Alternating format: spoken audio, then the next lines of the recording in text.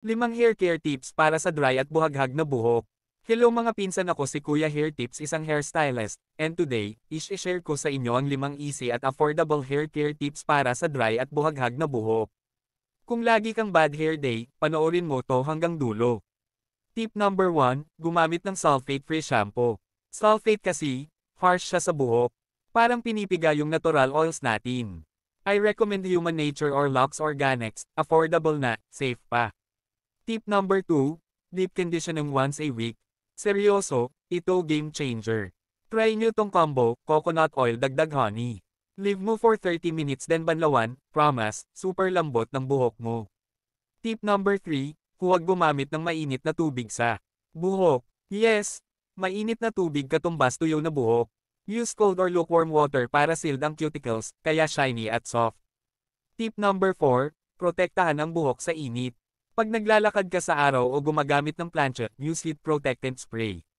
Kahit DIY aloe vera spray pwede.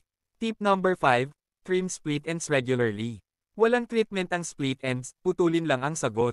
Trim every 2 hanggang 3 months, kahit 1 inch lang, malaking tulong na. Ito pang ang mga bonus tips para sa buhaghag na buhok, frizzy hair. Number 1, gamit ng microfiber towel o cotton shirt. Tip, after mo maligo, huwag kang gumamit ng regular towel.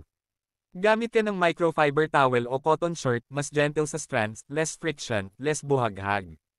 Number 2, avoid shampoo ang everyday.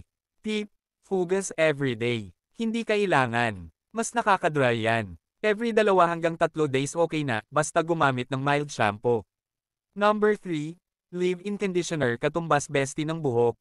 Tip, para sa mga frizzy brothers and sis, mag-leave-in conditioner kayo. Para siyang moisturizer ng buhok. Number 4, dry hair. Gamit ng hair oil, argan, coconut, etc. Tip, gamit ka ng 2 hanggang 3 drops lang ng hair oil. Sa palm mo muna, tapos apply mo sa dulo ng buhok paakyat. Huwag sa scalp para hindi oily. Number 5, silk pillowcase hack. Tip, gustong gumanda ang gising ng buhok mo. Try mong matulog sa silk pillowcase, less friction, no frizz. Number 6, cold rinse after conditioner. Tip, last hugas mo, gawin mong malamig ang tubig. It helps seal the cuticles para mas smooth ang buhok after.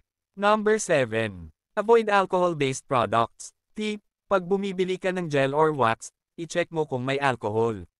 Nakaka-freeze yan lalo pag araw-araw ginagamit. Number 8, use wide tooth comb, huwag brush sa wet hair. Tip, pag basa pa ang buhok, use wide tooth comb lang. Huwag mong eyebrush, masisira at magiging buhaghag lalo. So ayan, sana nakatulong tong mga tips ko. Comment nyo kung alin ang favorite nyo o kung meron kayong gustong i3.